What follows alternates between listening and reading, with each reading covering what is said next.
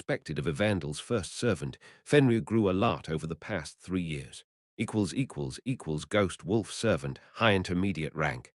The first servant created by the witch, Evandel. Basic stats: Strength 9.95, Bite Force 10.85, Stamina 6.535, Speed 11.55, Perception 11.605, Vitality 6.75, Magic Power 7.85. As you could guess from his incredible stats. He didn't lose to most low intermediate rank heroes. Ebibeb. K-a-ra-ra-ra, ah-ra-ra-ra-ra. But in front of Evandel, Fenrir was only a gentle puppy. Seeing them playing around together, I laughed bitterly. Once I entered the Tower of Wish, I wouldn't be able to see Evandel for at least a month and a half, though I should be able to come back for 2-3 days once the tutorial ended. Evandel. I called Evandel's name in a slightly more serious tone. HNN, I need to tell you something. I already asked Hyun's parents if they could take care of Evandel for 1-2 months, and they happily agreed. From July 1st, I'm going to be away for a month. Evandel froze. But it's nothing dangerous. I'll come back soon. Evandel didn't say anything. I was worried that Evandel would cry for the first time in 4 years. After a long period of silence, Evandel asked instead of crying. A month? 30 days? Yeah, I can't go. I shook my head silently. Evandel bit her lips. Her eyes watered and her lips trembled. Still, she didn't cry.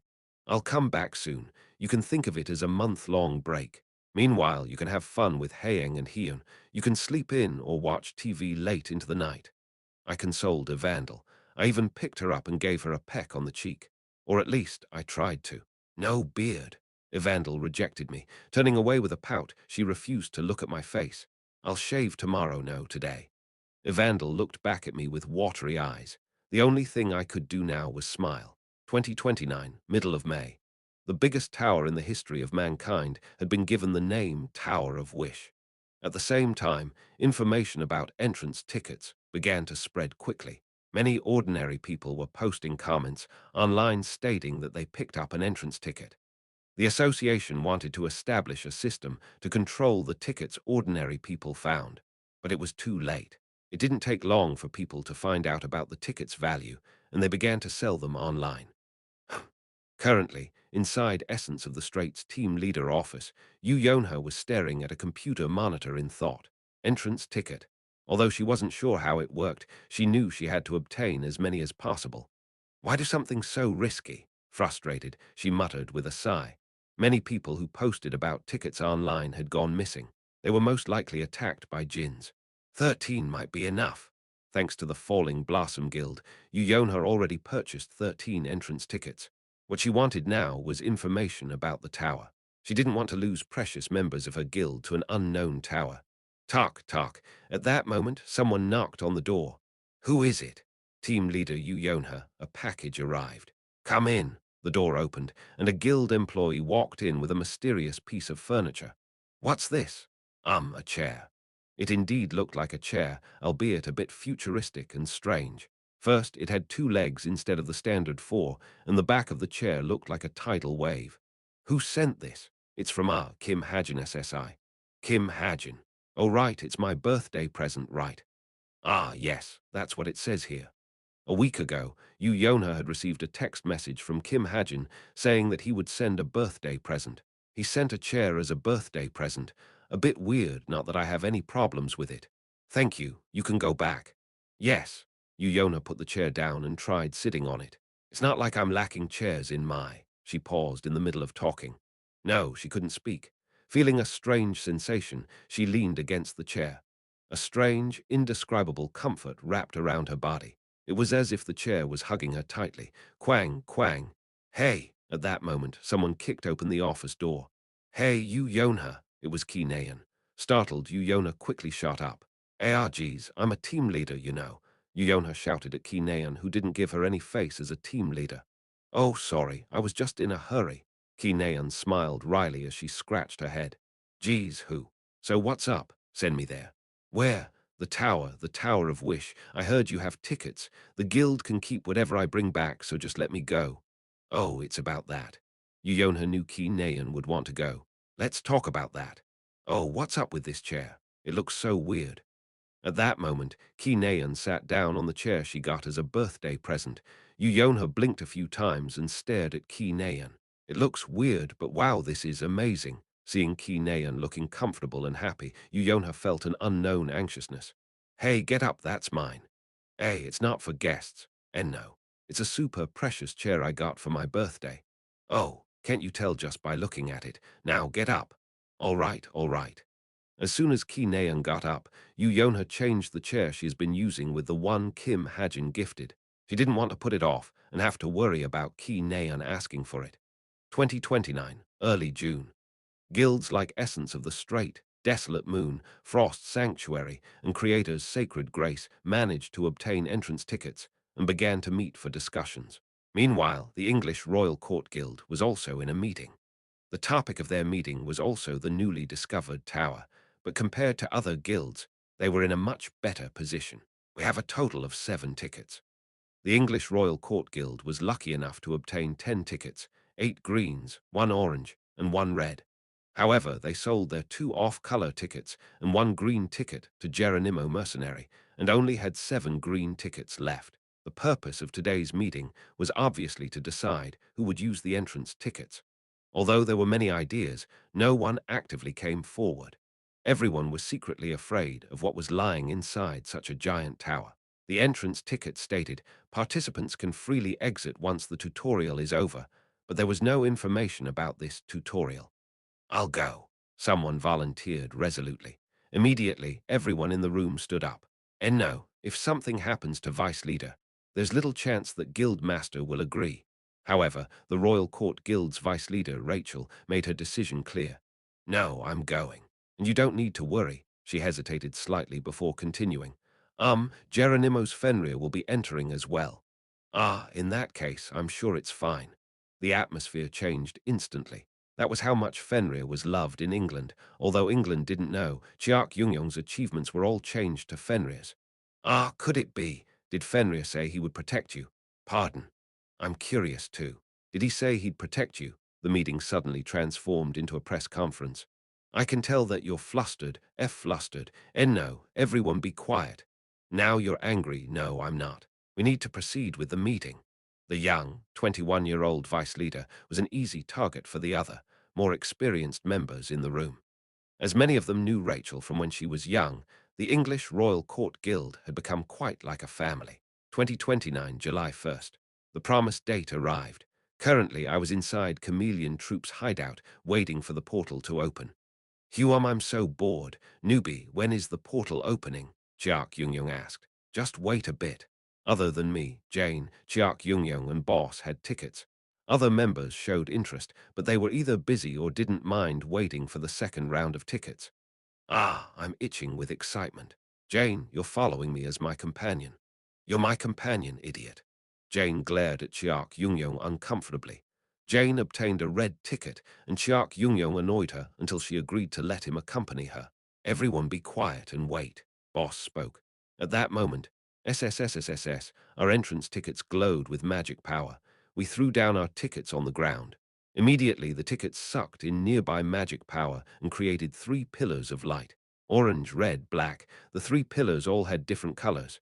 So we just walk in? Chiak Yung asked as he smacked his lips. Yes. All right, I'll see you inside, newbie. Ah, before you go, I think you should choose the lowest difficulty level for the tutorial. We want to meet up as soon as possible. I don't mind, but I doubt this idiot will do that. Jane smiled wryly while Chiak Yung agreed. Obviously, I'm going for the highest difficulty. Then, boss, at least you should. I turned to boss. Recently, boss' trust in me had greatly risen. Oh, okay, then I will go with the lowest difficulty. But by the looks of it, she was planning on doing what she wanted. All right, I'm going in.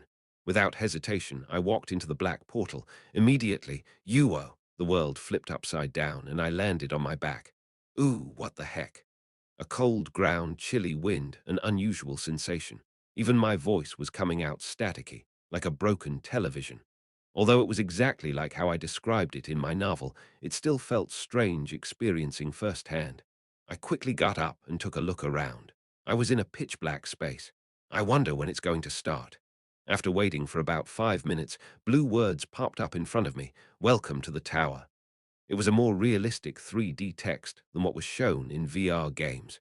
Before you start, please choose your nickname. Nickname. The tower seemed to have the same setting as the one I created. Nickname, huh? I already knew what nickname everyone would use. Kim Suho should be Master Hollisword, Shin Jonghak should be Young Fly, Jin Sahyuk should be Strongest Will One, and Ki Naeun should be Im Gasu. After thinking for a moment, I guess I'll go with this. Extra Zevon, I decided on my nickname. Extra Zevon Nim, welcome. Your nickname will replace your name in the tower's community. 1. Will, in this instance, is the same word as Dick. A fun little pun here by the author, Chapter 156, Tutorial 1. Members of Essence of the Strait, Desolate Moon, Frost Sanctuary, and other top-ranking guilds have entered the Tower of Wish. The Hero Association is worried that the Tower campaign will become too much of a free-for-all race, but they acknowledge that what happens is out of their control. Pandemonium Arena, Demon Rank Fighter Jin Sahyuk's waiting room. The arena's hottest star, Jin Sahyuk, was currently staring at the TV with sunken eyes. Entrance tickets will transform into portals on specified dates. This mechanism, which cannot be explained with our understanding of science and magic, shocked researchers all over the world. On TV, heroes were walking into the portals that spawned from the entrance tickets. Seeing this, Jin Sahyuk's eyes were filled with sadness, regret, and rage. That son of a bitch, gritting her teeth, she spat out her resentment. As far as she was concerned, she should have been inside the Tower of Wish by now. Rather than sitting in this empty waiting room and watching TV, she should have been beyond that portal. I'll kill him.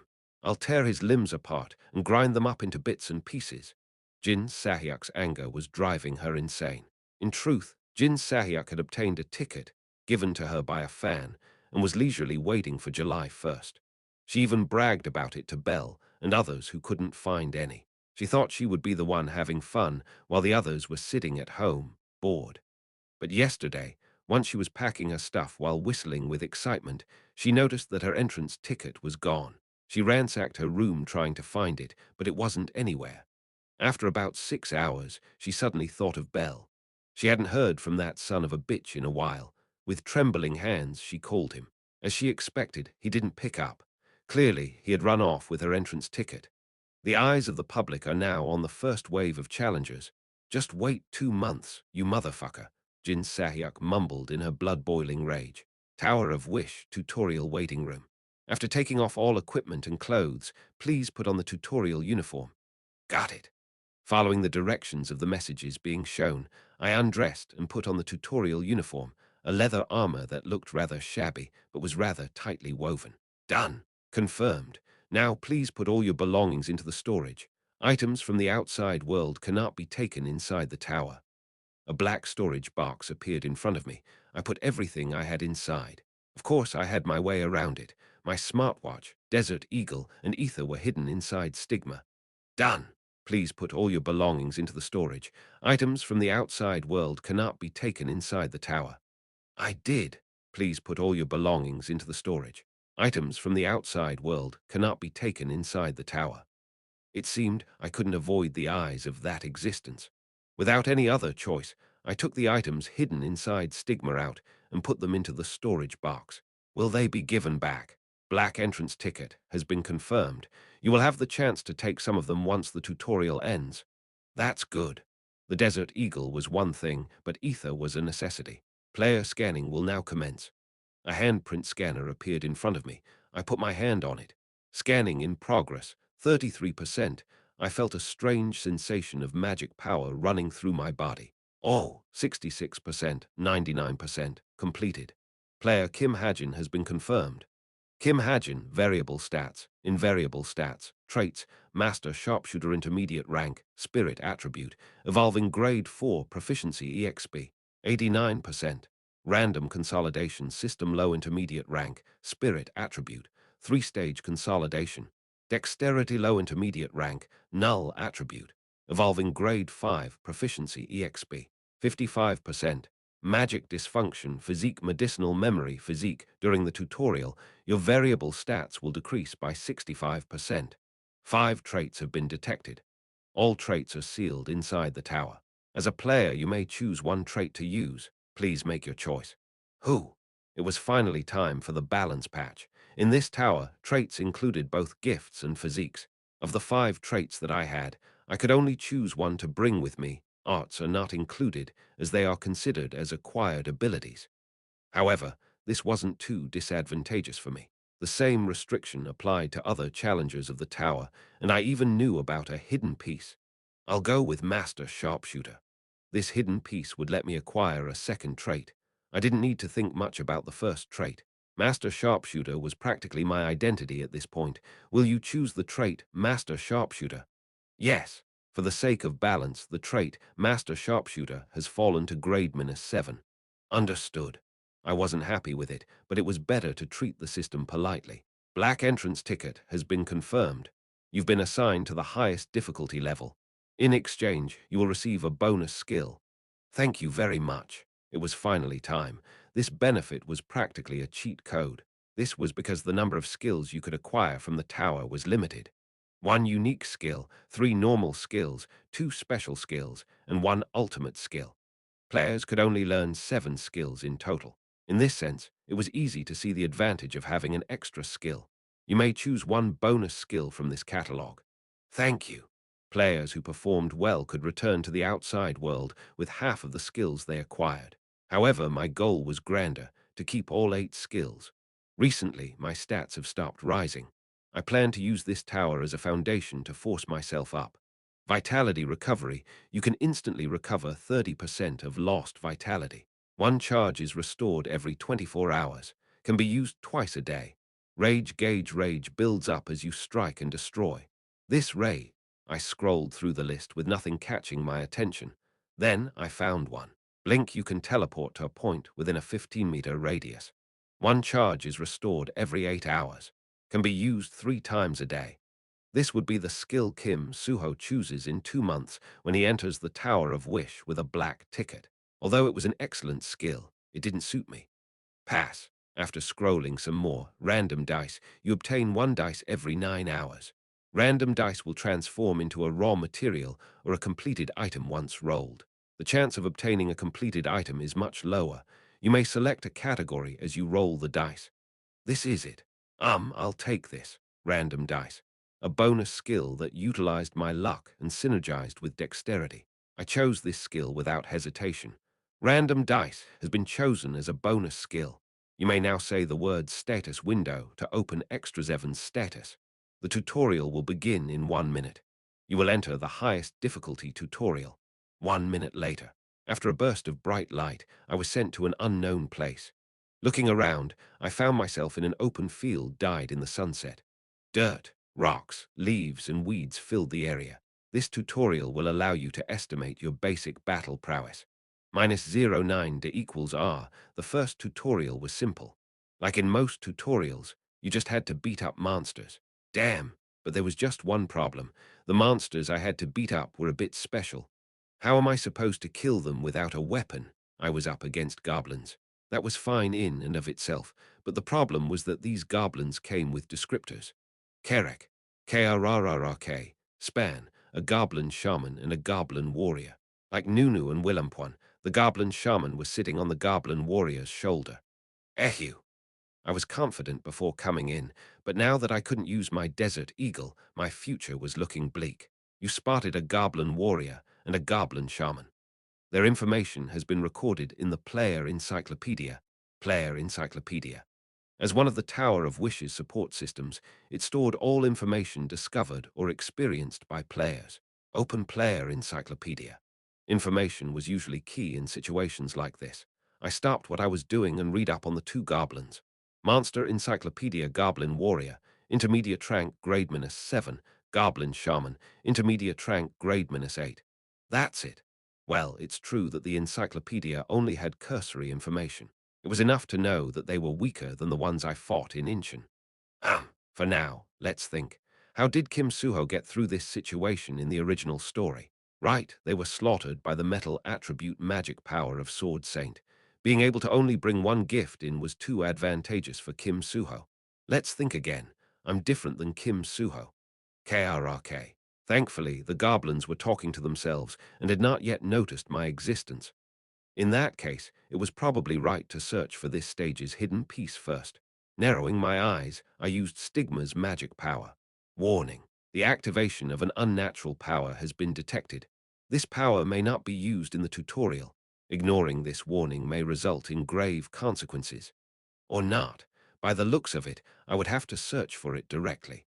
I lowered my body and walked silently. Thanks to my mercenary work over the past 3 years, I was used to sneaking around. I walked up to the closest boulder and flipped it over. Thud. There was nothing under it. It looked like it might have something, but I had a feeling I was only being baited. I began to walk again. Crack. Hoop. I accidentally stepped on a branch. I anxiously turned around. Krrrk. Gyu. Thankfully, they seemed to be busy arguing about something. Hugh. Letting out a sigh of relief, I continued onward. Because of how slow and carefully I was moving, walking half of the length of a soccer field took about 1 or 2 hours. Then I found a leaf on the ground.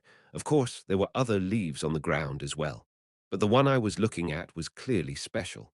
It was glowing and practically shouting that it was special. I quickly ran up. As soon as I held it up, a window popped up. Yggdrasil leaf, I found it. I held my breath to prevent an excited yelp from coming out. The Yggdrasil leaf blesses you with calmness and adventurous courage. Hidden peace, you may choose one of the following 3 blessings. Acquire an additional trait. Restore 10% of lost stats. Cradle of Wisdom. It had to be the first option. The second option was for stat monsters like Boss and Kim Suho, and the Cradle of Wisdom was crap. As I created the Tower of Wish in detail, I knew exactly what it was. You can acquire an additional trait. But I was at a loss for what to choose between medicinal memory, physique, and dexterity. The tower should have all sorts of precious medicine I've never seen before. If medicinal memory physique remembers just one of them, my future should be much easier. Medicinal? No. However, there was too much risk in choosing medicinal memory physique. I didn't know how much of a medicine I would have to consume to remember it. Dexterity. I'll go with dexterity. With dexterity, I could just make items without having to buy them. Since I knew another way to acquire an additional trait, though it was a lot more difficult, going with dexterity seemed to be the right choice. Yggdrasil's blessing has unsealed your trait, dexterity. Phew! Now I could finally fight. I turned to Nunu and Willamp, or no, the goblin warrior and shaman. At that moment, I received a system message. You can store the Yggdrasil leaf inside your inventory. I almost forgot. Ah, thank you, inventory. Inventory, the highest quality extra-dimensional space, only available inside the tower. I stored the Yggdrasil leaf inside it and took out the random dice that was also inside. I held the dice which had a question mark on each side. An unbelievable nervousness filled my body. If I were to defeat those goblins, I needed this dice to turn into a weapon. Blade. Give me something with a blade, please. I rolled the dice as I prayed in my head. DRRR. As soon as the dice disappeared, a primitive dagger appeared. Yes! Holding the precious dagger, I thought of my next move. This dagger looked too dull to kill the goblin warrior. However, it should be possible to kill the goblin shaman as long as I hit its head. Wait a minute. Then suddenly, I had a different idea. A method to kill both the warrior and the shaman at the same time. Holding the dagger, I began to dig a hole. It had to deep enough for the 2.5-meter tall goblin warrior to be stuck. Like a mole, I dug a trap quietly. Warning, you have 2 hours remaining. After digging for dozens of minutes, by the time I was covered in sweat and the goblin shaman and warrior were moving separately. Done! I finished digging up a huge hole. It was large enough that even the goblin warrior would have no way out. I covered the trap up with leaves and branches, then got up with my dagger. Keek! Immediately, I caught the attention of the goblins. I threw my dagger at the shaman, promptly piercing its head and killing it. Kiek! The shaman staggered for a moment before collapsing. An intermediate rank goblin shaman was still a shaman. Its defensive power couldn't even compare to a low-rank monster. The shaman was out of the picture, and now it was time to deal with the warrior. The goblin warrior was staring blankly at the corpse of the shaman. You're not gonna move. Huo. Then suddenly, the goblin warrior roared and madly charged forward. I simply stood still without moving. The clever goblin shaman would have noticed something was strange, but the goblin warrior was in a fit of rage after losing its friend. Kerek. Soon, the goblin warrior stepped on the trap, and its 2.5-meter body fell into the hole. Guo. As it struggled inside the hole, I quickly ran up to the shaman and retrieved my dagger. Then I stabbed down at the goblin warrior stuck in the hole. Die, please just die. After about 2 hours, an alert finally popped up. You have cleared the first stage, basic battle prowess assessment. You will be moved to your private waiting room. After 12 hours of rest, you will be sent to the second stage, way of survival. Ugh, I'm exhausted. Rest well. Thank you. I told myself to treat the system politely no matter how difficult things got. This was the ironclad rule of the Tower of Wish, which only I knew about. In truth, it was designed with Kim Suho's righteous personality in mind. After all, who else other than Kim Suho would talk to a system so politely? The private waiting room was a personal space that every player in the Tower of Wish possessed. Player Extra Zeven's waiting room. Waiting rooms could be modified or decorated however its owner wished. Once the tutorial ended, players could invite other players to their waiting room as well. Using points, they could expand the size of the room or purchase furniture as well. It's so empty. Of course, for now, there was nothing but a single wooden board. In the past, I didn't think the waiting room mattered all that much, but now that I think about it, the waiting room was quite important. As waiting room return could be used once every 4 days, it could be used to escape enemies or death. For now, let's sleep. No matter, I was too tired to think properly. I decided to sleep until I gained another random dice. I lied down on the hard wooden board. Just like that, 7 hours went by. Ugh, my back. My body felt sore after sleeping on a hard surface. It was a sensation I haven't felt for a long time due to my high stats. Frowning deeply, I checked my inventory. Random dice, Yggdrasil leaf. Ha! I took the dice out and immediately rolled it. As I did, I thought to myself, ore, give me an ore so I can make a fishing rod and a weapon. Plop. The dice stopped and an ore popped out. Oh, a translucent, red-colored ore. When I laid my eyes on it, I became speechless. This is red crystal, a crystal formed from compressing fire attribute magic power, a crystal specialized for crafting equipment. It was a low intermediate rank crystal that was sold at a hefty price in the real world. In this situation, it was even more valuable. If I had to choose one thing I did right after being sent to this world, it would have to be raising my luck to 9.1. I have things to do now. Private waiting rooms didn't count as part of the tutorial. Stigma's magic power couldn't be used during the tutorial, so I had to use this opportunity to craft items. Hoo-hoo! Even the tower system couldn't have known I would craft items in the waiting room. One of the administrators has detected the activation of an unnatural power. But unfortunately, the administrator's eyes were better than I imagined. One of the administrators. It was most likely the mythical existence with the ability to see everything, the divinity in charge of the third-floor residential area, Heimdall.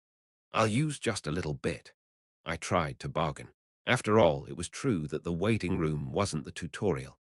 Hello. The system didn't reply, but seeing that I wasn't getting any more messages to halt, I began to use little bits of Stigma's magic power to make crafting tools. SSK, SSK. Then I began to handle the red crystal while walking on eggshells. 1. League of Legends reference. Chapter 157, Tutorial 2. With the red crystal, I worked on making equipment to use in the next tutorial stage. Using a tenth of Stigma's magic power, I separated the red crystal into 3 equal parts. The sharp crystal was for a spear, the wide crystal was for an axe, and the remaining was for a fishing line. The spear, axe, and fishing rod were simple. I just had to take apart the waiting room's wooden board, trim it, and put the crystal on the tip. The problem was the fishing line. I wasn't sure what to do at first, but it ended up being easy using Stigma's magic power. As soon as I infused the red crystal with it, the crystal transformed into a squishy, semi-solid substance. After some tinkering, the substance became a long, sturdy fishing line. I looked at the spear, axe, and fishing rod I made. With my dexterity's proficiency grade being so low and with ether being absent, they didn't look all that aesthetically pleasing. Still, they were most likely better than most mass-produced goods. At the very least, they were good enough to be used in the tutorial. At that moment, a system window popped up. You obtain the technique, LV1 crafting. Oh, right. The tower had a technique system as well. Crafting LV1. You can easily craft LV0 items. The Tower of Wish was kind of like an RPG game. Performing certain actions awarded players with unrealistic bonuses. The crafting technique should let me craft items instantly, skipping all the intermediate steps. This also included a leveling system like most RPGs. There are 10 minutes remaining until the second tutorial begins. Try accessing the community. While I was practicing swinging my axe and spear, the system gave me another recommendation. I thought about one of the tower's most important systems, the community. Tower community, public forum auction house group creation. Messenger player profile as expected. The tower community had many functions. The auction house was exactly as what it sounded like, and group creation was for creating parties.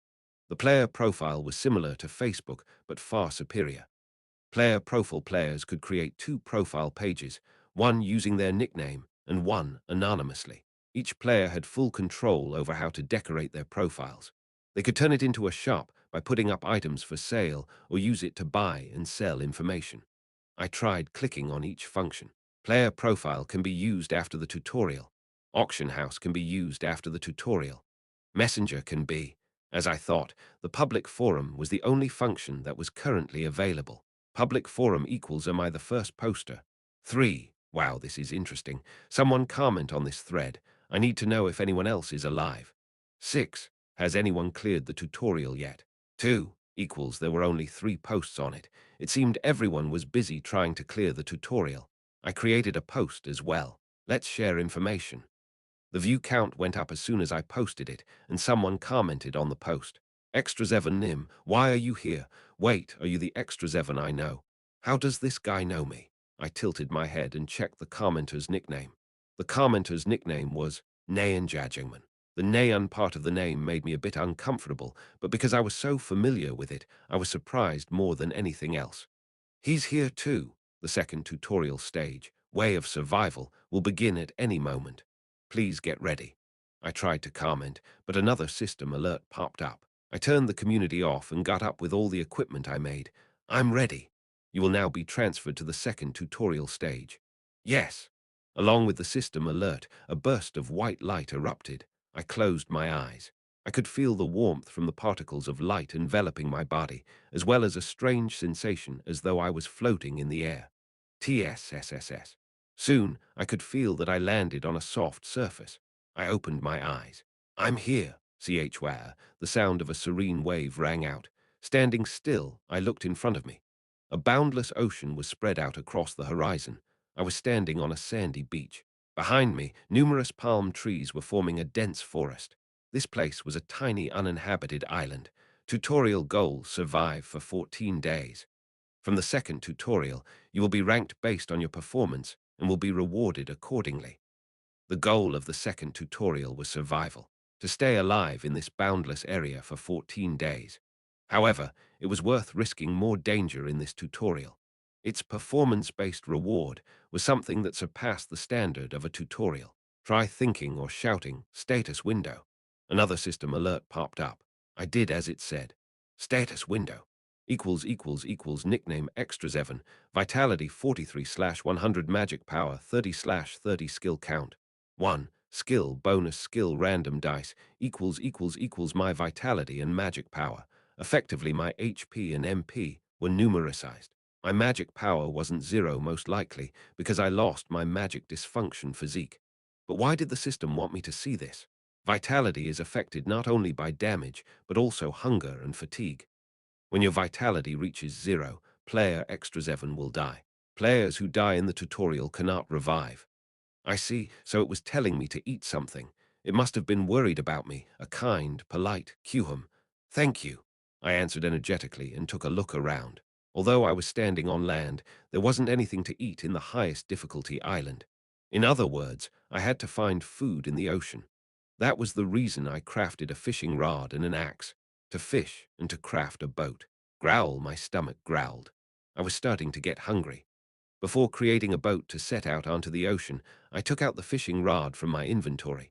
Since I could use coconuts from the palm trees as my source of water, finding food was my first priority. Let me think. I stared at the fishing rod in my hand, then held it with both hands.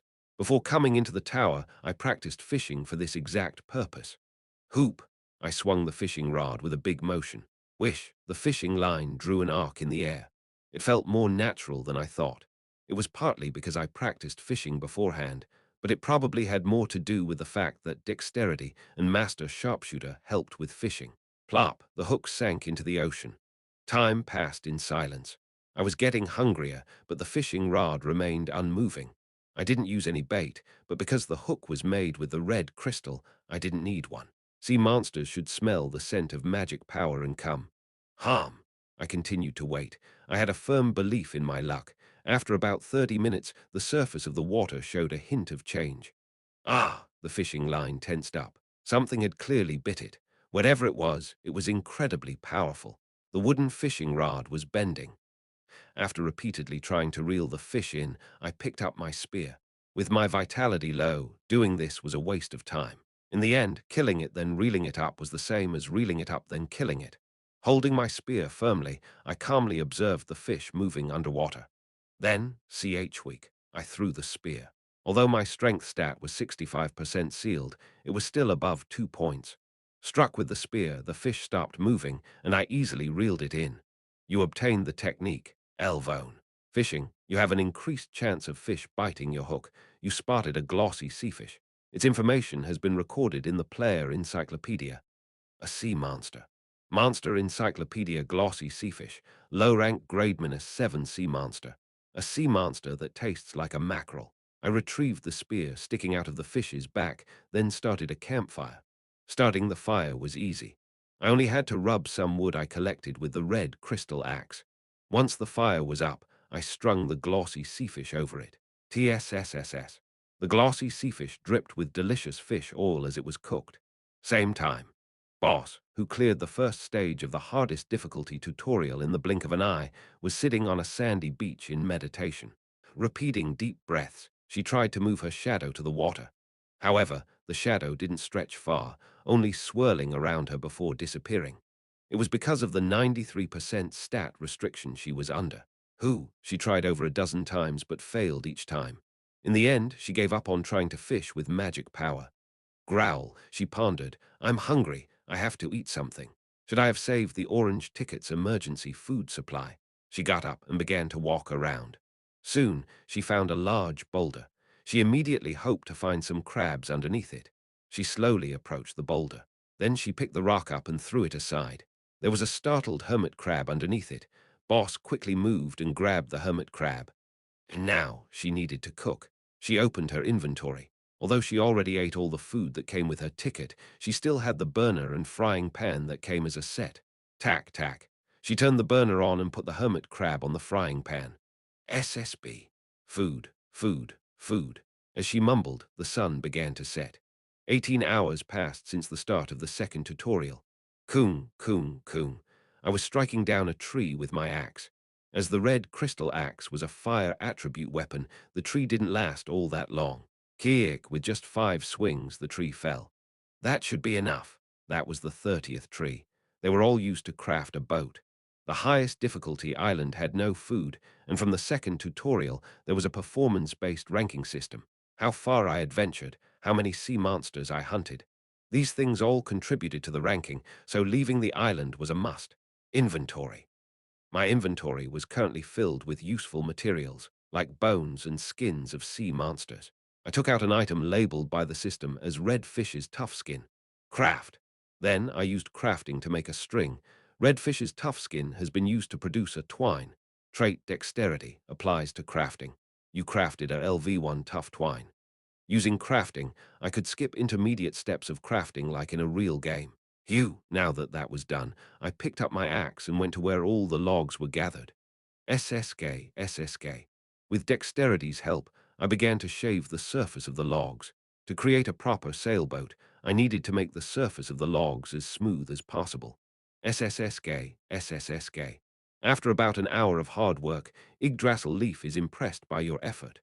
I received another system alert. Try checking the Yggdrasil Leaf. Hold on a bit. I immediately put everything down and opened my inventory. Yggdrasil Leaf. Blessing of adventure, your body becomes lighter while you have this item in your inventory. Minor improvement to your physical ability. You can grant small blessings to items. Blessings will get stronger the more they have to do with adventures. Just like the system said, Yggdrasil Leaf had a new effect. Nice. Although the first effect gave a minor improvement, I liked how it had a wide range of applying to my entire physical ability. The second effect just seemed good since it said, blessing. Thank you. I closed the inventory and went back to working on the boat. SSK, SSK. The sound of logs being cut. CHWOK, CHWOK. The sound of logs being tied together with a string. After 3 hours of hard work, I was finally done. I got up and stretched. I felt a bit lightheaded. Next up is coconuts. I began to throw coconuts on my boat to use as water. 1, 2, 3, 4, 5, 23. Almost half the boat was filled with coconuts. Try granting the vehicle a small blessing. Oh, right. I almost forgot. This was why it was nice to be friendly to the system. There was a high chance that the Yggdrasil leaf got a new effect because I've been so polite to the system. I took out the Yggdrasil leaf from my inventory and waved it over my sailboat. Yggdrasil's blessing envelopes the sailboat. The surface of the sailboat becomes coated with magic power. You will now have a smoother adventure. Status window. I opened up the status window and checked out the sailboat's specs. Elvone. Sturdy sailboat with LV2 Yggdrasil's blessing. LV1 sturdy sailboat durability, LV1 speed, LV1 safety, LV1. LV2 Yggdrasil's small blessing increases all effects of the sturdy sailboat by 1 level. Levels were an important aspect of equipment. Yggdrasil's blessing raised items levels. This wasn't a small blessing at all. Thank you very much. I won't forget this gratitude. Until I conquer this tower, that is. Now it was time to set sail. I pushed the sailboat into the water. Then I hopped up with a paddle. A pleasant breeze blew over me. I paddled forward. The sailboat began to press forward. My goal for the second tutorial was simple. Going as far out as possible and killing as many sea monsters as possible. Although things might get a bit dangerous, that would only serve to increase my ranking. But after about 30 minutes of paddling, I caught a glimpse of another island. That wasn't the problem. There was a silhouette of a person on the beach. Am I seeing this correctly? Narrowing my eyes, I focused on the distant island. Instantly, my vision expanded, and the view of the island became clear. Chapter 158, Tutorial 3, Who is it? There was someone on the island. He didn't look too unfamiliar. Although I couldn't remember his name, he was likely a high intermediate rank hero who often appeared on variety shows. Wait, could it be that all players in the highest difficulty level shared the same sea? It was something I never thought about when writing my setting. Oi, oi, I. The man seemed to have discovered my boat as he waved his hand. I sailed forward. Although I had no intention of letting him on board, I was willing to give out some of the food I was overflowing with. Must be a green ticket. The man didn't have anything with him, not even the basic weapon and food supply provided by the tutorial. In reality, choosing the hardest difficulty with a green ticket was akin to committing suicide. The system should have warned him about it as well, but it seemed he wasn't the type to listen. Here, here, you haha, over here. The man jumped excitedly.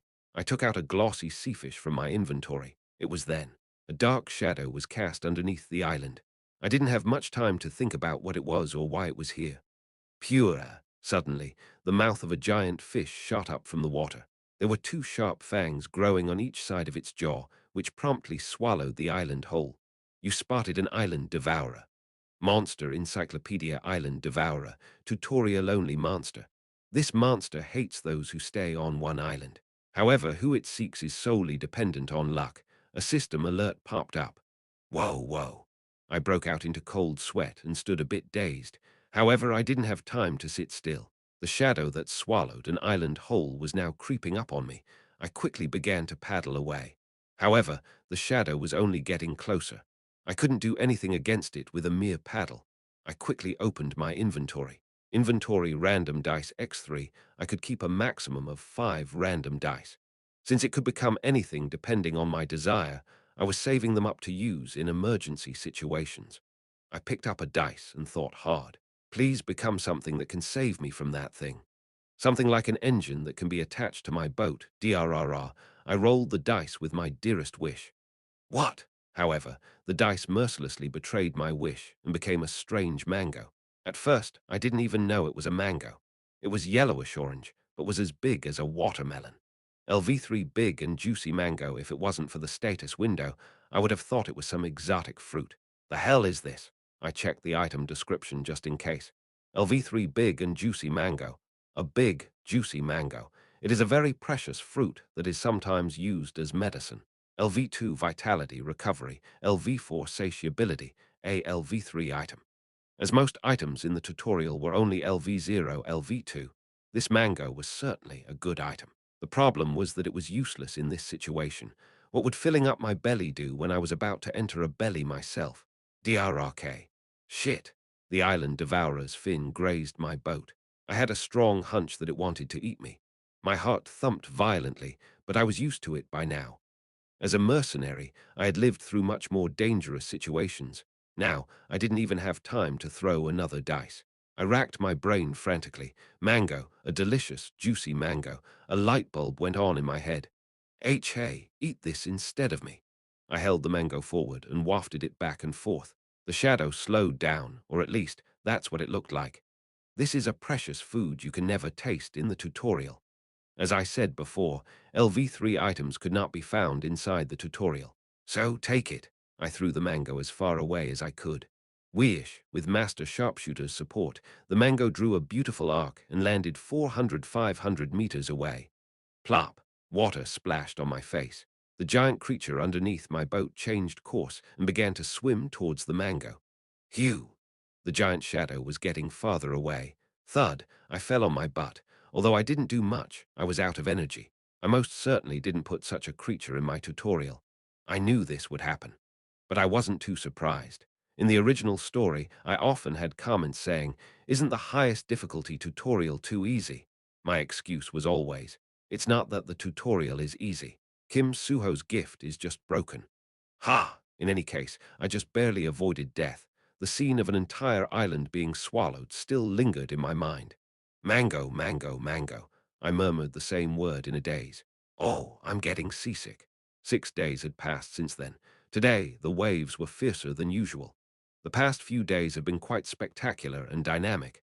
I almost fell overboard from a sudden storm, and I was almost eaten by an intermediate rank grade -8 sea monster. Both times, I barely managed to survive using my red crystal weapons and random dice's power.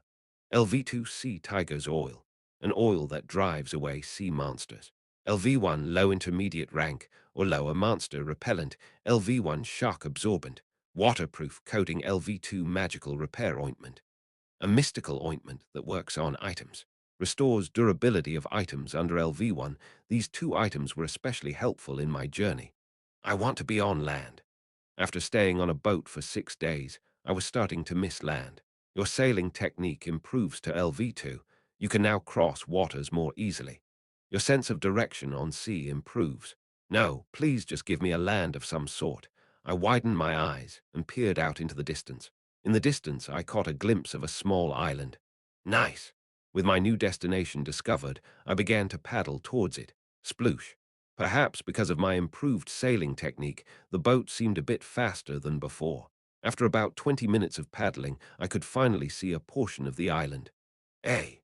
When I saw the island, I exclaimed in shock. There was a familiar face on the island. I shot up and shouted, "Boss!" Seoul, Essence of the Straits team leader office. Yu Yonha was chatting with Yu Jinhyuk. Why are you so curious about this?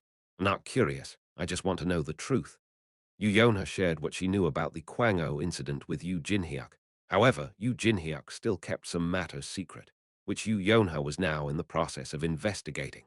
Under the assumption that Kim Hajin was really the survivor of the Kwango incident, Yu Yonha wanted to know why Ki Juchel's assassin didn't kill him and who the assassin was. To be completely honest, I don't know. He's lying again. Yu Yonha frowned. You're lying. No, I'm serious. You said you saw him being admitted to the orphanage. As she typed, Yu Yonha suddenly wondered. How would Kim Hajin have looked like as a baby? She found it a bit difficult to imagine his face on a baby's. Yeah, some kid left him there. Kid. Yeah, 5, 7 years old or 8 at most. Black hair. Actually maybe it was covered with a hijab or something. Do you have dementia? Heh, I'm getting old. Time travel isn't like what it used to be. As inaccurate information introduced needless bias and noise, having more information wasn't always better. Anyways, it was a young girl. Okay, thank you. By the way, have you thought about my offer? No. Tusk. Yu Yonha suggested Yu Jinhyuk to enter her information guild, Falling Blossom. As far as she was concerned, he was lazing around most of the time in his office. Think about it, I'm already being watched by Ki Juchel. What would he think if he sees you so close to me? I get it. Good, then send me some assault rifles. What do you need those for? I decided to form a small militia. You know how to go about it without being discovered, right? Yeah, no. What? Oi, niece, you. Yuyona left the chat and leaned against her chair. SSSS, her eyes closed automatically. It really is amazing. If she were to describe this sensation, she would say it was like leaning on an angel's wings or sleeping peacefully in Noah's Ark while the world was crumbling down. As she spent 16 hours a day in her office, her new chair was the best gift she's ever received. HNNNG. Buried in the chair, Yu Yonha thought about many things. Her guild members who were in the Tower of Wish, the high intermediate rank monsters, the dungeons her guild was planning to conquer, a cup ramen hamburger, SSB. She began to drool. Boss seemed to have gotten skinnier since the last time I saw her. I wanted to give her a big hug out of joy, but we were both too dirty from staying in the wild for several days. It's been a while. Boss smiled leisurely as she said that. However, she didn't look to be in all that good a shape. Boss, did you eat? I did. She nodded affirmatively, but I was a bit suspicious. What's your vitality right now? Vitality? Yes. She looked at the air blankly. She was probably checking her status window. 90. 90. Yes. Boss nodded. Are you sure it isn't just 9? PFD, as if. Her unnatural smirk confirmed it. Her vitality was definitely 9. In fact, it couldn't be anything but 9. Boss stat restriction had to be incredibly high. Kim Suho received an 80% stat restriction, so Boss should easily surpass 90%. It was hard at first, but I got used to it. You've been here the whole time. No, I went back and forth to find food. Thankfully, it seemed she wasn't targeted by the island devourer. Then let's eat something first. Okay. I opened my inventory to take out a sea fish, but before that, Boss moved first. Follow me. With a kind smile, she turned around and began to walk into the forest. Boss, where are you going? I thought this might happen, so I kept some emergency food supply. Ah, okay. I followed her for now. Boss walked to the middle of the forest and stopped in front of a giant palm tree engraved with an X mark. She moved the leaves underneath it and took out the tutorial-only food supply bag. Here. Boss opened the bag proudly. Inside, there were all sorts of seafood: clams, sea pineapples, crabs, snails, and two small fish. They were certainly good enough for a meal. Wow, I was genuinely surprised. Boss' main stat was magic power.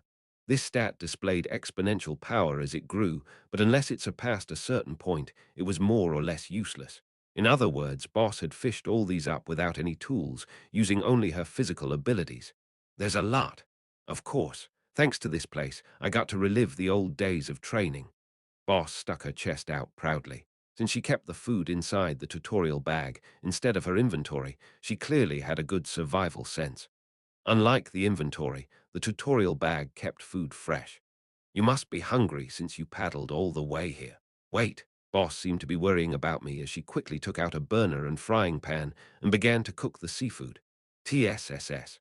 I stared at Boss, who was watching her food cooking on the frying pan. After flipping them a couple times, she turned the burner off and gave the frying pan to me. It's done. You can eat. What about you, Boss? Like I said, my vitality is at 90. She was saying she didn't need it.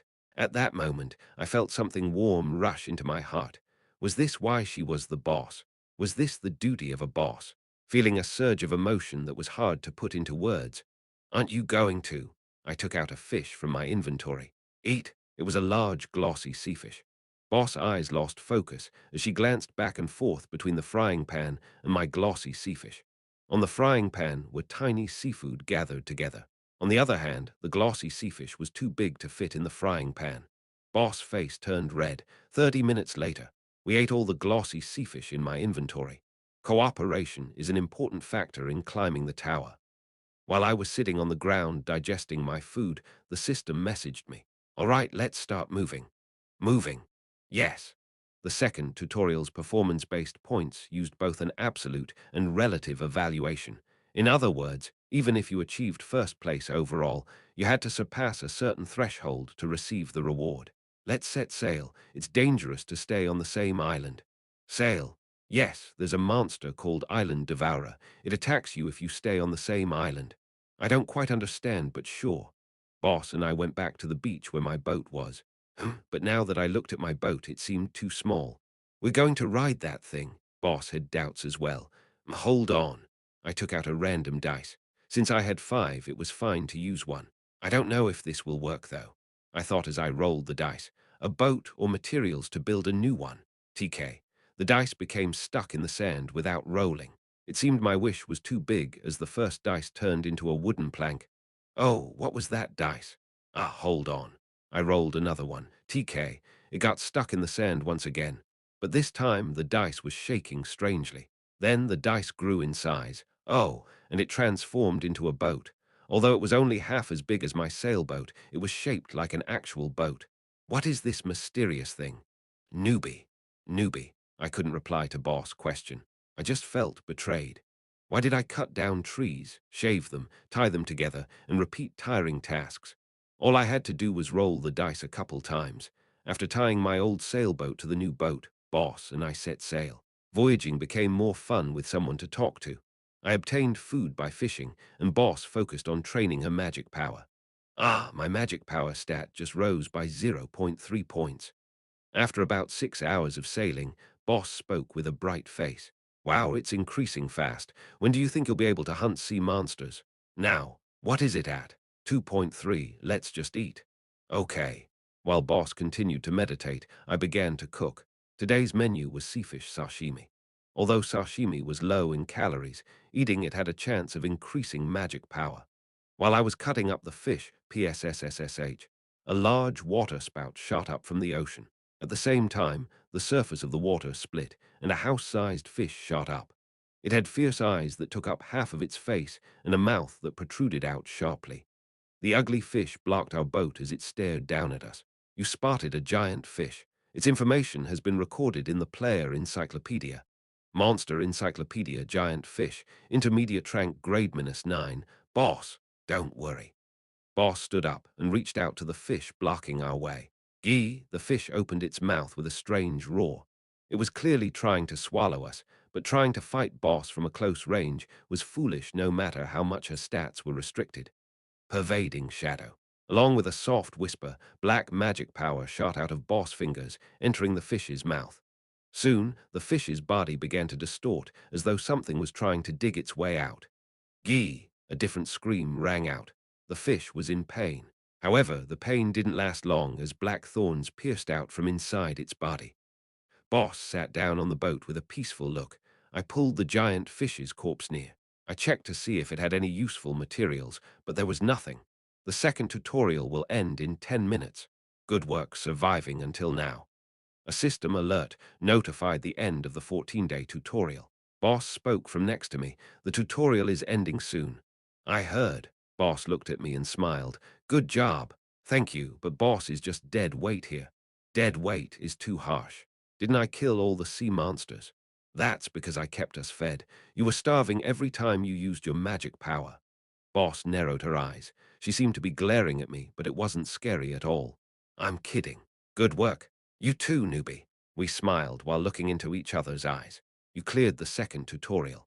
Player Extra 7 obtained 2,008 performance points.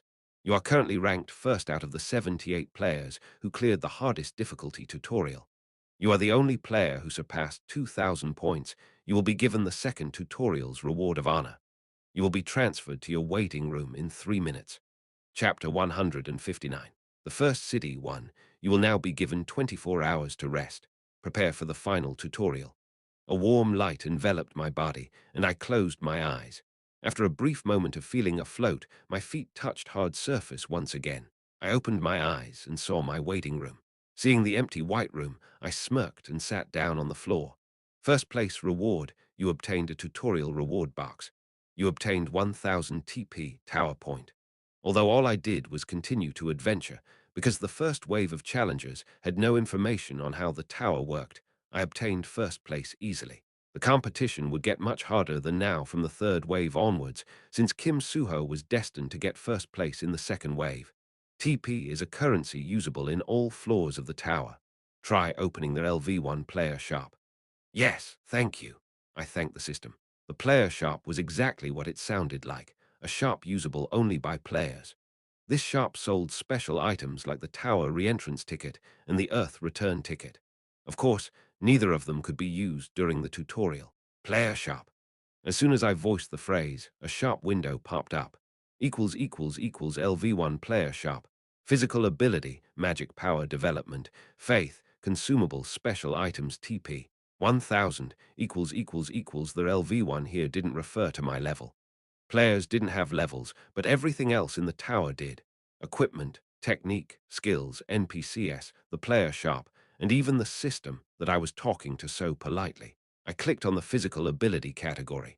Muscle growth catalyst, vitality boost pill. The shop was selling items that increased 0.050.1 stat points for 1,000 TP. It was the same for the magic power development and faith categories. With my 1,000 TP, I could only buy a few consumable herbs. Blue herb 30 TP, luminescence herb 50 TP, magic power clover 100 TP. There's nothing but herbs. I remembered putting vitality and magic power recovery potions even in level 1 player shops, but it seemed that was modified as well. In fact, all of the items listed here weren't cost effective. As TP was a shared currency within the Tower of Wish, it was likely better to buy items from NPCs through NPC shops or from other players through the auction house. Of course, crafting items personally was the cheapest option. Earth return ticket, 1,000 TP.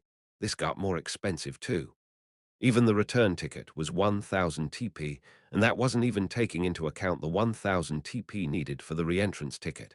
In total, going back and forth between the tower and Earth was 4 times more expensive than in the original story. Looks like I won't make it back in a month. TP was important, especially in earlier floors of the tower. I promised Evandel I'd come back in a month, but it looked like I needed at least 2 months. Next, I checked the reward box. equals tutorial performance reward box. You will obtain 3 random upgrade scrolls. This box will disappear unless opened within 12 hours. My luck probably didn't apply to this box, as it contained similar level scrolls. I opened the box without hesitation. 3 scrolls immediately popped out. Skill upgrade scroll, item upgrade scroll, upgrade scroll. All scrolls must be used within 12 hours. All 3 scrolls were rare scrolls that were hard to find even after the end of the tutorial. They're different, huh? They were different than the scrolls Kim Suho would obtain. The only common scroll was the skill upgrade scroll. This scroll obviously had to be used on random dice. I wanted to save it if possible, but it would disappear in 12 hours if I didn't use it. First, I ripped the skill upgrade scroll in half. Would you like to upgrade your bonus skill random dice? Yes. Choose the direction of the upgrade. LV1 efficiency decreases random dice's recharge time. LV1 limit increase. The rank of the items you can obtain from the random dice increases. LV1 intelligence. Random dice will recognize your intentions better. 3 upgrade directions popped up in front of me. I clicked on limit increase without thinking for too long. Thunk, the sound of a metallic bar closing rang out. Random dice can now transform into LV4 items. In exchange, its recharge time increases by 30 minutes. The upgrade was over. Next was the item upgrade scroll.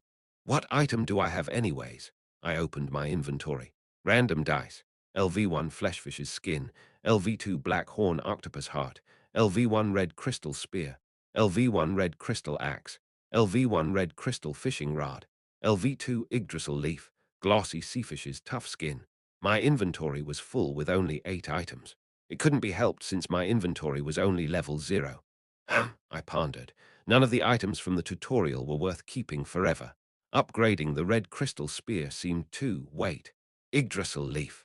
Was it upgradable? I tried rubbing the scroll on the leaf. Would you like to use the item upgrade scroll on LV2 Yggdrasil leaf? It works. I confirmed it immediately. LV2 Yggdrasil leaf becomes LV. 3. The effectiveness of Yggdrasil's blessing increases. Yggdrasil leaf's physical ability increase improves. Your strength, vitality, stamina, and speed stats increase by an additional zero point 0.1 point. Alright, that does it for items. Now, it was time for the upgrade scroll. This scroll didn't have a prefix, as if to say it could be used on anything. I immediately decided how to use the scroll. I'd like to upgrade the system. With that, I ripped the scroll in half. 1 second, 2 seconds, 3 seconds. The system, which always responded immediately, popped up 3 seconds later. Are you sure you want to upgrade LV0 Extra 7's system? The system seemed to be taken aback. Perhaps it was even happy. Of course, I smiled and nodded. LV0 Extra 7 system becomes LV1 Extra 7 system. Your personal waiting room becomes bigger. Your inventory becomes LV1, the community. A string of system alerts let me know that my decision was correct.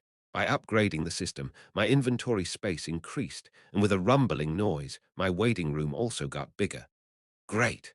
I looked around the waiting room. I would be coming here often from now. I planned to bring my friends here as well. Of course, the tower had an incredibly large floor called the residential area, which was almost the size of Korea. But in other floors, this personal waiting room was the only place I could go to rest in peace. Now let's make some furniture. This was part of my training, as making things should help increase my stats and dexterity's proficiency. First, I needed some material. I took out a random dice from my inventory and threw it on the ground. Well-cut oak tree. Not having a level actually meant that it was LV0. In other words, it was a bust, a trash that could only be used for drawers or floor tiles. So I rolled another one, LV3 high-quality black wood, sweet. A large log popped out. With this, I should be able to make a bed. I created a tool with Stigma's magic power and started working. Hoop. 12 hours quickly went by. Trait dexterity improves to grade -8. Crafting technique improves to LV2. Adds finishing touches to handmade equipment. Automatic crafting becomes more elaborate. You obtain blueprint seeing eyes. Your strength increases by 0.1 point. Your stamina increases by 0.1 point. Your vitality increases by 0.1 point. After falling to grade -9, dexterity was restored to grade -8, and my physical stats increased by 0.1 points. Equals LV3 comfy bed. LV3 recovery completely restores vitality in 6 hours. LV3 comfiness clears your mind. I built an amazing single-sized bed. Now I had 12 hours remaining. Unfortunately, I didn't have time to rest. The reason I was working so hard was to bully that bastard, or I guess that bitch Jin Se-hyuk, as much as possible. I had to get stronger faster than her. Ugh, I'm sore all over. My shoulders felt like they were going to pop off, but I still had many things to do. Next, I had to make equipment. I was thinking of a mask and hoodie to hide my face, and I also wanted a simple armor. I rolled another random dice to get more material. In 9 hours, I crafted 3 more equipment. LV3 black hooded robe. LV2 temperature control, LV3 autofit, LV1 sound muffling LV2 black eagle mask. LV2 air purifier, LV2 face protection LV3 leather armor. LV3 defense, LV3 durability, LV3 ease of movement Oh, I'm so tired. Thankfully, Stigma's magic power worked well, and they all ended up with effects I wanted. There was little chance that someone else in the tutorial had better equipment than me.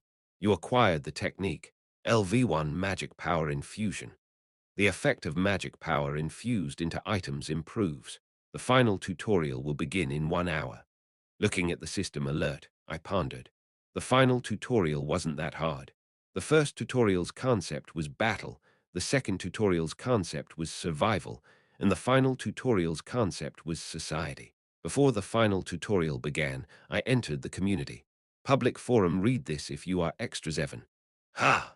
While I was scrolling through the public forum, I found a post looking for me. I could tell who created the post before even reading it. Read this if you are extra 7. Nayan Jajangman, are you still alive? If so, answer me. He must have thought I died because I suddenly stopped responding last time. I laughed and typed my reply. What, you finished your tutorial? He seemed to have received an alert as he quickly responded. Hangul, Kornyun, Enus as expected. You're still alive, Hyang Nim Hangul, Kor Kyuk Enus, Hangul, Kor Kyuk. Enus I Tikem waiting for the final tutorial. Hangul Kornyun, Enus WHAT difficulty are you in? Hangul Kornyun Enus You first Hyangnim. Hangul Kornyun Enus I Tikem in the highest. Hangul Kornyun Enus WOW. Hyangnim must really be someone amazing, so scary. Soon the final tutorial will begin. I don't have time to talk. I didn't have enough time. It wasn't possible to enter the community during the tutorial. Hangul Kornyun Enus HEY. I'm starting the final tutorial. Don't die and follow me properly. Kornke. Inus yes Hyangnim. The long string of Hangul, Kor Kyuk.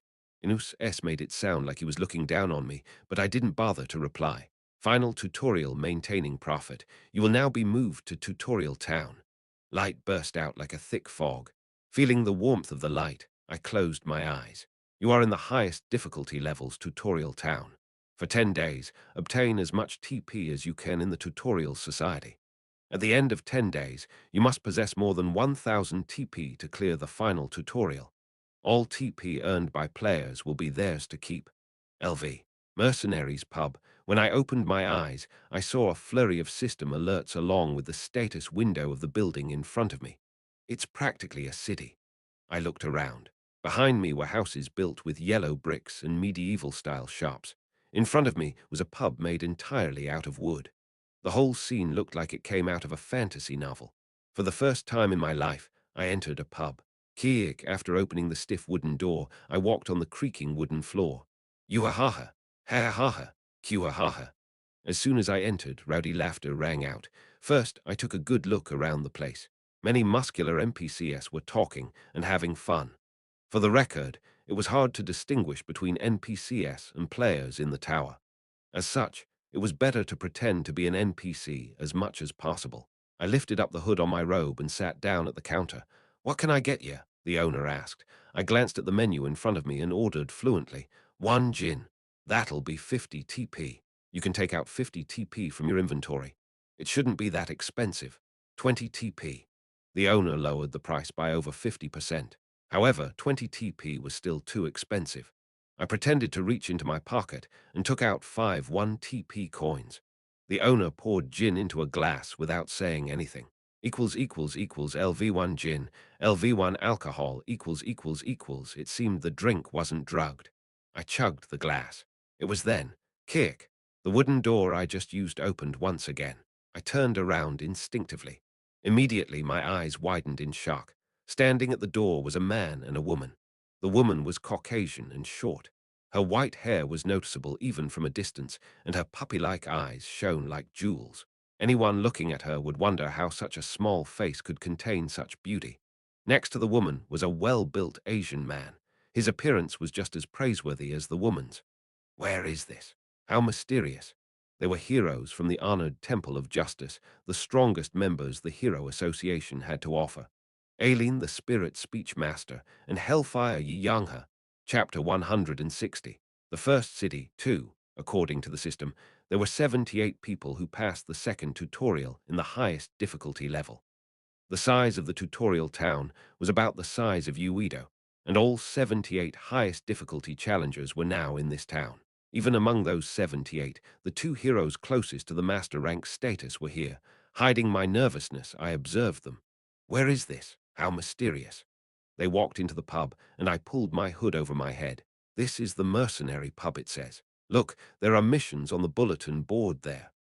Ah, so we have to make money by completing missions. Aileen nodded her head at Yangha's words. At a glance, they looked like an uncle-niece pair. Looks like it. How much do we need to make again?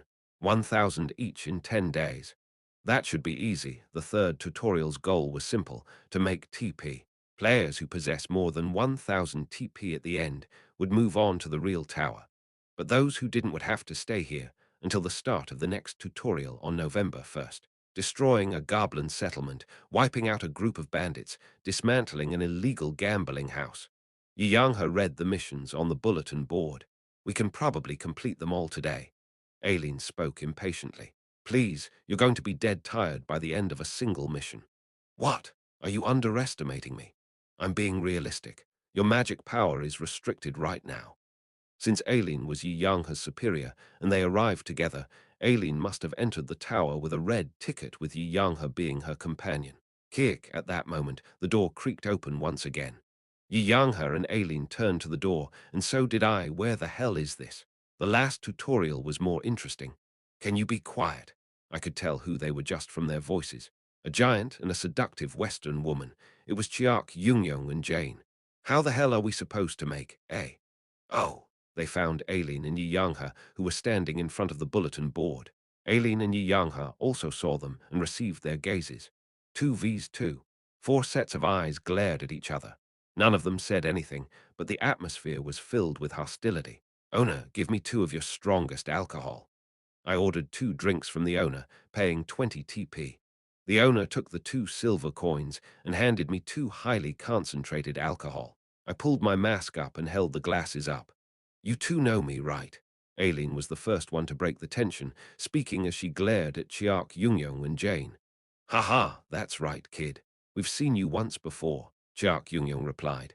Kid, maybe it's more appropriate to call you a brat. Ha, I dare you to say that again. Aileen's face turned red from Chiak Yungyong's clear provocation. However, now wasn't the time to fight. Both of you, come. Aileen's power, spirit speech, neared the level of an authority. I quickly twisted my wrist.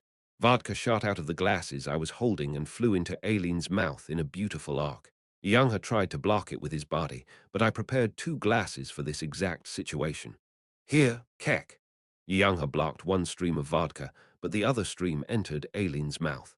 With hard liquor suddenly ending up in her throat, Aileen coughed, but was unable to spit it out. Ark, neck, my neck is burning. Hark. Spirit speech was useless if you couldn't speak. As Aileen was weak with alcohol to begin with, she started picking up and drinking other NPCS drinks. Tui, this is also alcohol. Water. Aileen SSI, calm down. Take a deep breath. You think I can calm down? Normally, Aileen would have quickly recovered using her magic power that rivaled Boss. No, normally, she wouldn't have been affected by alcohol at all. However, her stats were restricted at the moment, making her all the more vulnerable. What the hell's up with that brat? Chiak Yungyong. I walked up to Chiak Yungyong and Jane and whispered, "Ha!" Chiak Yungyong's eyes widened. I held my index finger up to my mouth, signaling Chiak Yungyong to keep his mouth shut. Then I dragged them outside and ran for 5 minutes straight. Oh, oi! Chiak Yungyong shook off my hand once we arrived at an alleyway. Now that we were far away from the pub, I let him go free. "The hell's wrong with you? Why'd you drag me here? It looked like you were about to start a fight, so I brought you outside." "What? I can't fight." I looked at Jane, who was standing next to Chiak Yungyong. I wanted her to do something about this muscle-brained fool, but Jane only shrugged. "Their stats are restricted like the rest of us, right? I want to beat up that brat Aileen too. You'll be arrested if you fight inside the town. Haven't you seen the town's vigilante group?" I looked around carefully. Thankfully, there weren't any players watching. "By the way, where is Boss?" "Who knows? We just arrived here too." "Oh wait, there she is." Jane pointed to the middle of the street. I turned to where she was pointing. "She really is there." Boss was tilting her head in front of a street vendor who was selling candies and chocolates. "Looks like Boss wants sweets." Just like Jane said, Boss smacked her lips and began to rummage through her pockets. "I guess so. She does like chocolate." "Oi, newbie, what's up with your clothes?" "Oh yeah, where did you get that?" Chiak Yungyong and Jane seemed interested in my clothes. "I made them." "Oh, make one for me too." Me too, me too." "Sure, if you're paying." "Then never mind." Jane backed down as expected, but Chiak Yungyong was different. "How much?" "I have 301 right now." 300 TP. "Yeah." I stared at Chiak Yungyong and carefully spoke. "For all of what you have." "Ha ha ha, brat. Do I look like a pushover?" Despite looking and acting like an idiot, he wasn't that stupid. I let out a dry cough and changed the subject. "Him, let's go to Boss first." Boss seemed to have figured out how to take out TP as she pulled out a gold coin.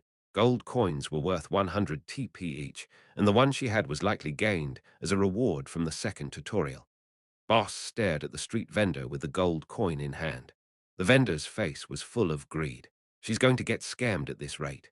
Tutorial town. Although it sounded kind and helpful, close to 70% of its residents were scammers. I went to Boss with Chiak Yungyong and Jane. "Oi, Boss," Chiak Yungyong called her, and Boss turned around just as she was about to give the vendor her gold coin. "Oh, it's Joan. Jane and Newbie are here too." Boss greeted us expressionlessly as Chiak Yungyong practically stomped towards her. I also approached her quickly and took away the gold coin in her hand. Newbie, why are you taking my money?" Boss frowned. "I'll give it back to you later." I faced the candy vendor instead of Boss. "This chocolate, how much is it?" "Pardon, ah." I could practically hear him racking his brain. However, NPCs thought the same way as humans. Seeing Chiak Yungyong towering over behind me, "They're 10 TP each." Wow, he's trying to scare me in front of Chiak Yungyong. "Give me one no too," Boss spoke up. Because she hasn't eaten chocolate in over a month, she seemed pretty desperate. "No, I have 20 TP. "I know, but that's enough to buy 10 chocolates." Leaving the struggling Boss to Chiak Yungyong, I faced the candy vendor once again. With 20 TP, I bought 20 chocolates and 20 candies. Now that that was taken care of, we headed to an inn. While Boss was happily eating junk food, we arrived at a nearby inn. "Let's see, 4 people, that will be 300 TP per night." Even the innkeeper was a scammer, but knowing the real price, I only took out 6 silver coins. "Let's make it 60 TP. That won't do at all. Go somewhere else." "I've been to all the inns in town. It only got cheaper each time. This is the last place." I glanced at Chiak Yungyong as I said that. Chiak Yungyong noticed my eye signal and began to glare at the innkeeper. 150. Let's do 150 TP per night. 60 TP. 60 TP for a 4-person room. That's impossible. 60 TP, but we won't ask for food. You only have to provide us with the room. Let's not make it difficult." The innkeeper was silent for a long time. I also kept quiet. After about 3 minutes of dead silence, system alerts let me know that my haggling was a success. "You acquired the technique. LV1 haggling. You can see the rough estimate of the minimum price desired by NPCs with low-level haggling. LV1 haggling links with your charming voice. Extra Zevon's voice will now contain minute persuasion. So charming voice can be used like this." I grinned and looked at the innkeeper. Fine, 70 TP. He still wanted 10 TP more. I threw 60 TP on the counter and took the key. I brought Boss, Jane, and Chiak Yung upstairs and entered a large four-person room. So, what are you going to do now? Jane sat down on the edge of the bed and asked. I'm planning to go steal something. I'm sure you're going to go off and do your own thing. The problem is, Jane looked at Boss and Chiak Yung, these two with low social experience. I'll take Chiak Yung with me. You should take care of Boss. What? You? You're going to take me with you? Ah ha ha, you've gotten funnier, kid. Chiak Yung laughed as he hit my shoulder. My bones would have been broken if this was the outside world, but thanks to the balance patch in this world, I was unexpectedly okay. Also, invest all the money you have on me. Jane's eyebrows twitched. What for? Gambling. What? Are you crazy? The tutorial town also had a gambling house. The problem was that over half of the gamblers were scammers, making victory or loss not completely luck dependent. Is that why you bought a pack of cards before coming here? Chiak Yung asked. Yes. On our way to the inn, I stopped and bought a pack of cards. To make money in a room full of scammers, you just had to be the best scammer in the room. Are you confident? Jane asked doubtfully. Of course, would I ask Jane SSI for money if I wasn't? Money was life to Jane. Stealing money from Jane was no different than declaring war on her. Really? Of course. Before coming into the tower, I studied and practiced cheating with cards, double dealing, hand mucking, base dealing, sleight of hand, etc. Thanks to my gift, dexterity, I was practically a professional scammer. 1 hour later, I arrived at a gambling house with Chiak Yung, asking NPCs nearby for direction. Threes full of fives. Fucking hell, you cheated, didn't you? Oh, please. The gambling house was loud and full of the acrid smell of smoke. I went to an empty table and sat down. A scammer who was smoking and looking bored flashed his eyes. Oh, are you two new here? Yes. Oh ho, a bodybuilder and a skinny boy. What a strange combination. Are you two friends? I smiled without answering him. Chiak Yung also grinned. It's true, this guy is skinny. Anyways, welcome. I'll treat you two well. I could tell that he was a scammer as soon as I saw him. Since I was going to cheat as well, I didn't care all that much. All right, why don't we begin? The man picked up a pack of cards. I simply smiled. 2 hours. It only took 2 hours for me to win most of the money in the gambling house. I cheated when I was playing against scammers and relied purely on luck when playing ordinary people. Of course, scammers caused a scene knowing that I was cheating somehow, but Chiak Yung was there to stop them every time. How boring. All cowards. NPCs who were only good at scamming shrunk in front of Chiak Yung muscles. It was quite funny to see. Now let's run away. Why? We can still make more. No, look over there. I pointed at the fierce-looking man who I just felted. He was glaring at me as he chewed on a cigarette. He should be a scammer hired by the owner of this gambling house. So, the owner will come soon with hired hands. Let's exchange money and leave before then. There was no reason to fight NPCs. I brought Chiak Yung to the exchange place. 10,200 chips, confirmed. Hold on a minute. The employee working at the currency exchange confirmed the number of chips I made. 300 TP from Chiak Yung, 200 TP each from Boss and Jane, and 1,000 TP. That I originally had brought my starting total to 1,700 TP. In 2 hours, I had more than quintupled it. Here you go, 10,200 TP. The employee gave me 10 1,000 TP banknotes and 2 gold coins. How much do I get? Without answering Chiak Yung, I put everything in my inventory. SSSS, the 2 gold coins and some of the banknotes transformed into dust and entered my inventory. Right, some. There were still 5 banknotes in my hand. These are fake. I stared at Chiak Yung. What? Really? Yeah, that's why they don't go in the inventory. Chiak Yung face immediately contorted and turned red with rage. His muscles also bulked up, and KWANG, a thunderous sound rang out. You son of a bitch! Hick! Do I look like a pushover? I dare you to try that again, you. Mother, father. He began to spit out all sorts of curses I couldn't describe with words. With 10,200 TP, I returned to the inn. Boss was working out, and Jane was preparing to go steal something in disguise. Oh, you're back. Where's my money? If you lost it all, don't worry. First, take a seat. I gave Boss, Jane, and Chiak Yung their money back and an additional 1,000 TP. Hugh, good. Just by keeping the 1,000 TP I just gave you, you'll be able to go up to the next floor. Well, that was easy. Is this it for this floor? No, stay on your guard. There are pickpockets all over the town. They can even steal money that's inside your inventory. Although it was easy for us, this place was still the highest difficulty tutorial town. There was no way anyone could know that most of the people in this town were scammers. Even a great sage would have no choice but to be tricked once. Do we get a performance-based reward like the last tutorial if we get the most money? Probably not. The system would have told us about it if that were the case. The third tutorial reward was simple. The TP we earn in this place should be our reward. On the other hand, in a goblin settlement some distance away from the tutorial town. What? You said it was 700 TP? Someone's angry voice rang out. Birds sitting on branches flew away, and squirrels fell from the trees in surprise. Og, do you need to be so loud? Aileen glared at the mercenary leader who hired her.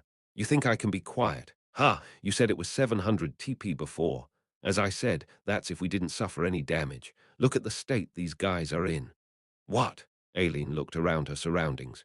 There were mercenaries who were clearly suffering from great pain. She bit her lips silently. It's written in the contract that the amount paid might change depending on other mercenaries' condition. But I don't think it's right to not even give us half the listed amount. This time, Young spoke up. The mercenary leader was unreasonably saying he would lower the 700 TP mission completion reward to 300 TP. No, that's just how it is. At least give us half. I can't. If we consider how much it'll take to get these guys treatment, we can't spare even a single TP. You! Fine. I don't need your dirty money. Aileen shouted sharply and snatched the 3 gold coins in the mercenary leader's hands.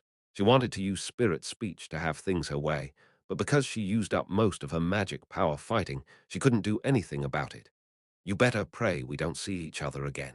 If we do, I'll kill you for real. I am just going with what's written on the contract. You don't have to be so mad. What, you son of a bitch? Stop, Aileen SSI. We won't gain anything from fighting. But this bastard is. Yi Yang had dragged Aileen back as she struggled with her short legs. After separating from the mercenary group, they began to walk back to the town. Forget about today. Let's just buy some potions on our way back. Yi Yang spoke as he wiped his sweat. But the player shop doesn't sell potions. Aileen's voice was especially meek today. She was lively even on an uninhabited island, but a few people had managed to make her depressed. Yi Yang made a bitter smile. No, not the player shop. I've seen potion shops around. Ah, there's one right there. Yi Yang pointed at a potion shop nearby. Aileen SSI is low on magic power, right? Let's go and buy some magic power potions. Yeah, good idea. The two of them ran to the potion shop. Then, 100 TP. Yes, magic power potions got expensive recently. Still, there's no way they can be that expensive. It's true, it should be the same everywhere else, though I don't think many shops are open because it's so late. Ha! Although the price was hard to believe, the shopkeeper looked too honest and righteous to be lying. Even Yi Yang had no choice but to believe her. He looked at Aileen, who was looking dejected and sad. It's easy to see how unhappy she was with the whole situation. Ha! Yi Yang sighed. Suddenly, he had a great desire to see his wife back home. But since Aileen overused her magic power today, she needed a magic power potion if she were to regain enough energy for tomorrow. I guess it can't be helped. We'll take one. Ah, yes, sorry about that. No, it's not your fault at all. Next time you come, I'll add in some additional bonuses. Ah, thank you. In the end, Yang used up his money to buy a magic power potion. Here you go, Aileen SSI. Ah, thanks. Aileen took the magic power potion and put it inside her inventory. Poor magic power potion, LV0 magic power recovery. Restores 10 magic power upon consumption. LV1 food poisoning. Increases your chance of getting food poisoning upon consumption. The item description was a bit weird, but because magic power potions were normally expensive, Aileen didn't think much of it. Then let's find an inn. 10 minutes later, they found an inn to stay in. However, the innkeeper glanced at them and delivered another shocking news. Let's see, 2 people. That'll be 150 TP per night. Pardon. As soon as they heard the innkeeper, they felt as though their souls left their bodies.